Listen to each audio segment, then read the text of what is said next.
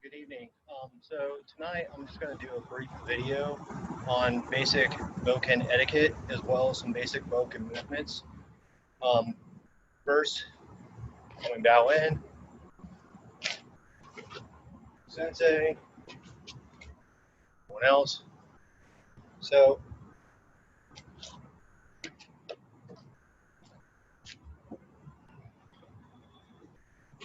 there are several rules that are related to the Boken that don't exactly get expressed every single time you go into the dojo.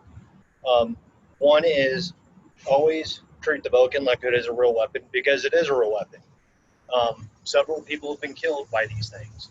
So always take into consideration that when you're handling a boken, and especially when we start partner practice again, that you are striking a weapon at somebody else's head or somebody else's body. So it is a dangerous weapon, which is part of the reason why there's so many disciplines in place prior to us even practicing. So one of the things that we do, even though Aikido is probably, American Aikido is probably one of the least traditional in many dojos, where we do just bowing. There is different etiquette in terms of us and how we bow with the Boken, and it will vary from different schools. So what I'm teaching tonight can be done and completely differently in a different school. Other schools are also more ritualistic than us in some cases. So I'm going to teach what I do and what I know. Usually when I am going on the mat, I will walk with the Boken on the left side with the blade edge side facing up. So the Japanese never actually carried their swords facing down. They always had them facing up on the draw. The other thing is, and again, this is depending upon the school, when you're bowing to the tokonoma, standing up, I know a lot of people will bow like this with it in the ready position. Others will actually take the Boken and they will bow with the Boken on the right side and the blade facing out. And it's because you cannot physically draw a real sword like this. I've also seen it when you're sitting bowing, where you will put the Boken handled to the left, facing the tokonoma, and then you would bow with the Boken in front of you. So, as you can tell, there's a lot of different rituals behind it. Some schools prefer, especially if you're practicing as a student, that you have the Boken on your left side and that you're ready to practice. Others prefer to have the Boken on the right side to show that you're not ready to harm your partner, or you're not with having the intent of harming your partner. So with that said, bowing as a student has its own challenges. Some will actually say when you're sitting down that you have the Boken on your right side with the blade facing out before you when you're bowing in for practice. Other schools will tell you the exact opposite and have the Boken on your left, and to show that you're ready to practice. So again, different rituals, different stances. Part of everything that we do in Aikido is to help set our mind up for what we're about to do, because in general, Aikido is a very dangerous art in practice. It can be very, very safe, but it has to be controlled. And part of that control is to make sure that you're mentally ready to ready to practice and ready to perform the art. Um, with that said, the reason why the Japanese would keep the blade up is because their saya or their sheets would be basically made out of very soft wood. So if you did it downward and you drew it out, you would eventually destroy your saya. So with the way they would do that is you would pull your hips back or open your hips forward as you're pulling the Boken out or the sword out, and you would then whip around and be ready to strike. So, however, this being Aikido, we very rarely ever actually practice the sword draw. But again, in order to do the sword draw, you open your hips and then you turn it around and stand ready to fight, basically, or stand ready to duel, or whatever you want to call it. To bring it back, you would almost do the exact opposite. And again, different schools teach it different ways. I teach it in the way that basically shows for the application or Aikido application with weapons. So I draw it back onto my elbow, and then I let it drop into my hand. And then as I'm closing my hips, I'm bringing it back in. So that is how I draw and put the sword back. In terms of handling a bokken, what you want to do, in the most easiest way of saying this, is that you're going to basically take the bokken and put it in the palm of your hand. You're then going to circle around and have it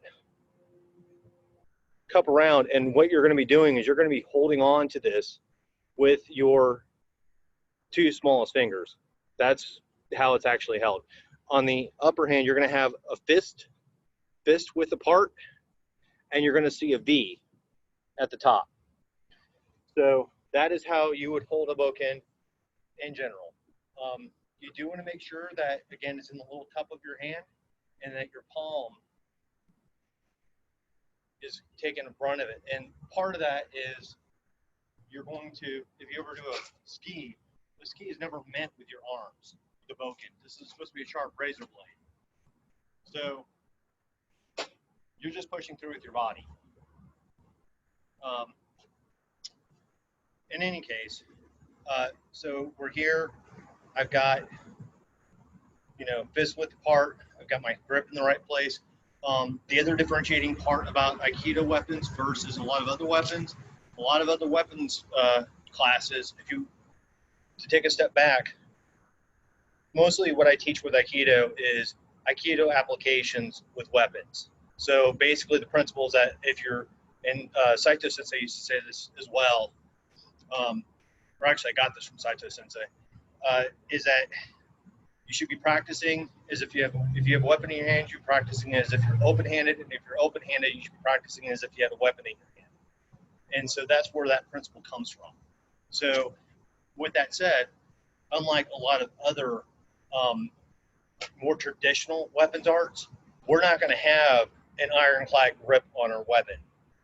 No matter what, if it's the Joe or if it's bokken, it's not going to be this really hard grip.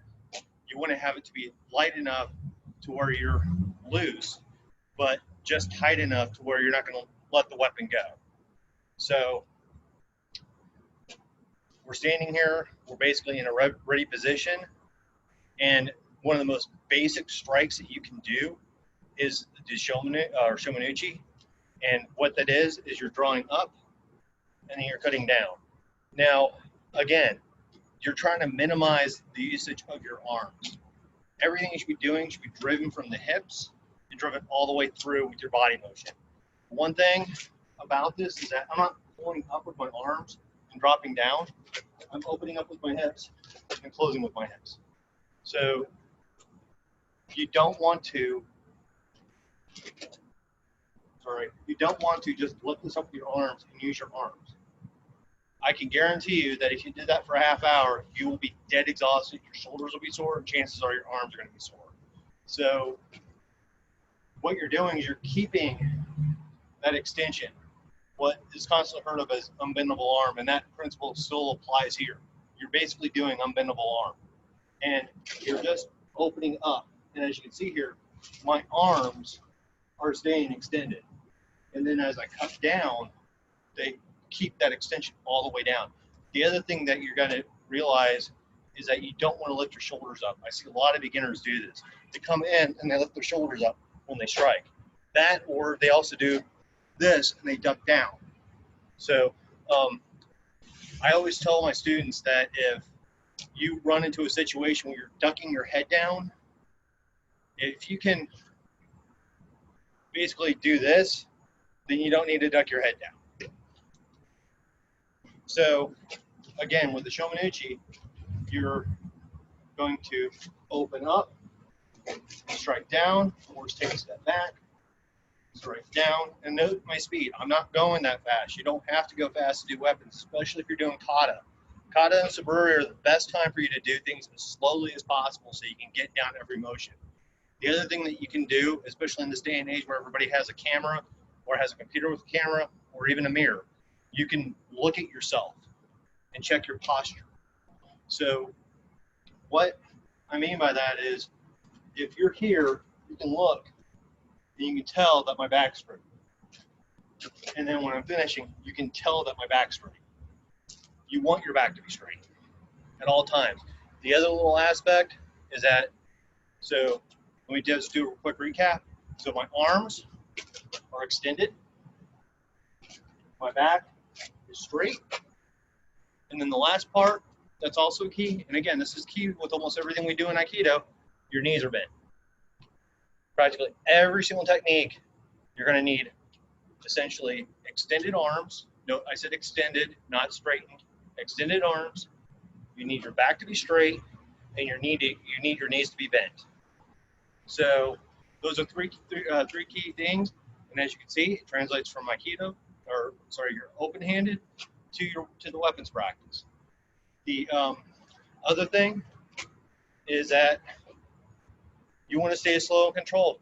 When we get back on the mat with partners, you definitely want to be as slow and controlled, because you don't want to hurt your partner. And at the same time, we need to relearn our techniques, and that includes our akemi, our falls. So always keep all of that in mind. So again, for the showman strike, you're going to just cut up and cut down, and again, it's keeping the arms extended. The lever action that's caused by this is caused because, not because I'm like forcing things, it's the general natural action of your arms. Because no matter what, your arms are going to be of an unequal length. And so that's what's going to cause this pivot action with the bokken. So when I'm bringing this up and when I'm cutting down, the action is caused by this arm being shorter at certain times and then longer at others. While at the same time, the same thing is happening with the right arm. So always, that's how that works. That's how a cut works. It's not by you using your arms. It's by your body motion and the natural geometry of how your arms are situated that's going to cause that to happen. So again, for Shomanuchi Ikkyo, for Shomanuchi, my bad, is take a step back. You're also stepping off the line a little bit, and then you're going to slice down. So you're going to take a step off the line, and then cut down. Step off the line, cut down. Now, one other little thing that I notice a lot is the elbows. So I do notice a lot of times that people will do this, which again, in some arts, it's perfectly okay to have the elbows out that far. In Aikido, it's not so much. So why do I say this? Because if you think about it, and anytime you get a chance to, if you need to review it, look at how samurai helmets was designed. They flare out. So in some arts, you're going to see this, where it's going to be wide, but they had to be wide because you had to clear the helmet. In Aikido, we never wear helmets, so we're up, and then we cut down. The other thing that you'll notice that's a contrast between a lot of traditional weapons arts versus Aikido is that we do keep that narrow stance. And part of that's because, I'm not going to confirm that this is the real thing, but basically it's because of the attitude that this is more of dueling versus combat. So in dueling, you're not wearing any armor, therefore you need to protect yourself as best you can with a sword. In combat, you're going to have a wider stance. And that's among several of them, because not only are you dealing with the person in front of you, you got people on all sides attacking you, so you have to keep a wide stance in case you get bumped off. But in Aikido, we keep everything narrow. We still want to keep it so that if we get bumped around a little bit, we can adjust, but it's not the same. So again, we're going to bring it up, and we're going to cut down. As you can see, I'm going off the line a little bit, and then I'm re-entering in. So that is Shomanuchi. The second major type of cut that most people have difficulty with when they start out with is Yokomanuchi. And Yokomanuchi has several moving parts. Now, with that, and it's only because I've seen this happen, there are no left-handed swordsmen in Japan. So you're always going to have the bokken be right-hand dominant. And right-hand dominant meaning that the right hand's going to be on the top, the left hand's always going to be on the bottom. So as I told some people, the Boken's probably easier to pick up on because you don't have to move your hands at all. The Joe is a little bit more difficult to start off with. Both are very difficult to master. They're not. Neither of them are easy to master. Just one's a little bit easier to start off with than the other one because the Joe's ambidextrous versus the Boken, which is one-sided. So, and I say that because I see people switch their hands when they're doing Yoka Minuchi. But anyway, Yoka Minuchi is traditionally, you're going to tension off. You're going to keep the Boken up in the guarded position. You're going to let it drop a little bit. And then with your hips, you're going to swing it around. So the one trick is, again, I'm bringing this up. I'm protecting myself as best I can. And with the person, my partner or whoever, the attack is going to come over here in this direction. And as that comes down, I use that to help finish my cut. And the Yoka Minuchi strike is at a diagonal. So we're here, we're dropping it down, and then we're cutting. One key thing to note is, again, with Yoka Minuchi, as you can see here, I am keeping my elbows down. I see a lot of people that like to do this. You do not want your elbow up. First off, it exposes your elbow, and then secondly, it basically makes it difficult. I'm not going to say difficult. It mostly just exposes your elbow. And then on top of that, it makes you use your arms a little bit more. But I just don't like the idea of exposing my elbow too much, especially when something's swinging at me. So I keep my elbows down. I do find this to be a bit quicker, though, too. You have less transition if your elbow's down than if your elbow's up.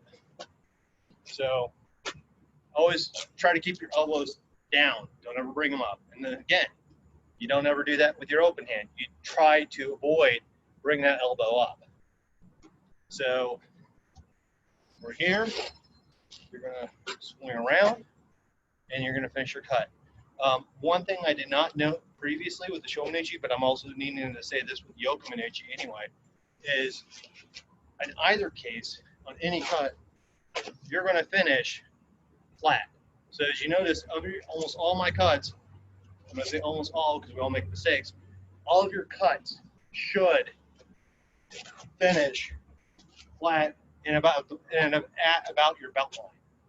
So when you finish Shominachi or Yoka Minuchi, you should see me finishing at about my belt line.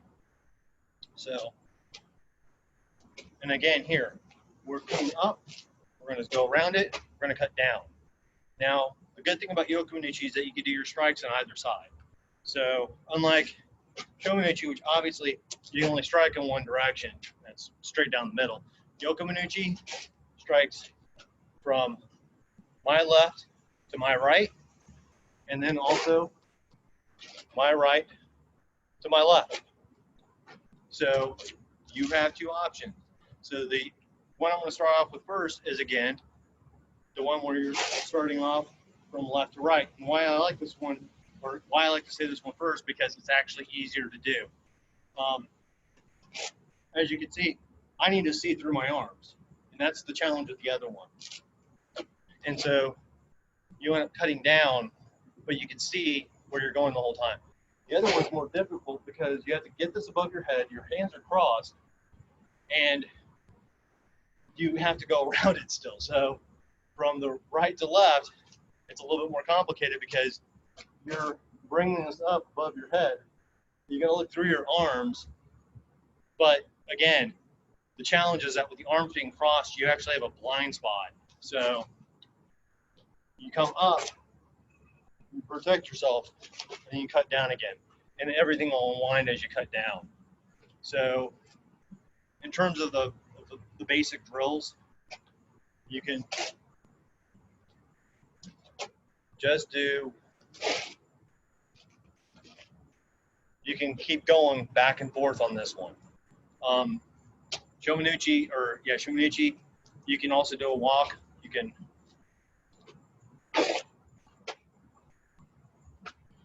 So in terms of basic exercise, you can do that as well for basic exercise.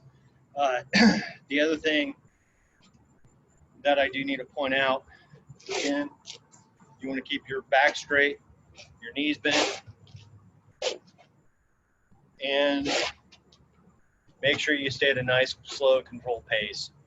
So once you start getting the hang of this, then you can start adding on extra things. So especially if you want to put some variation in your practice. So you can Yokomuchi, Shomanichi, ski, and do various combinations of the sword. So always keep that in mind, but you need to get these basics down first. So with that said, that's pretty much all I have for tonight. Let me bow out, and thank you for watching.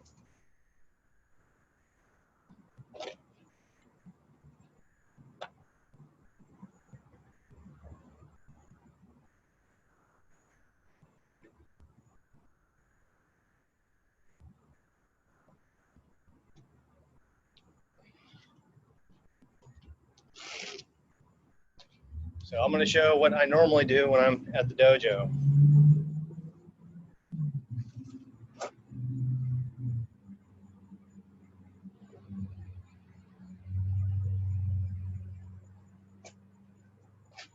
And again, thank you for watching.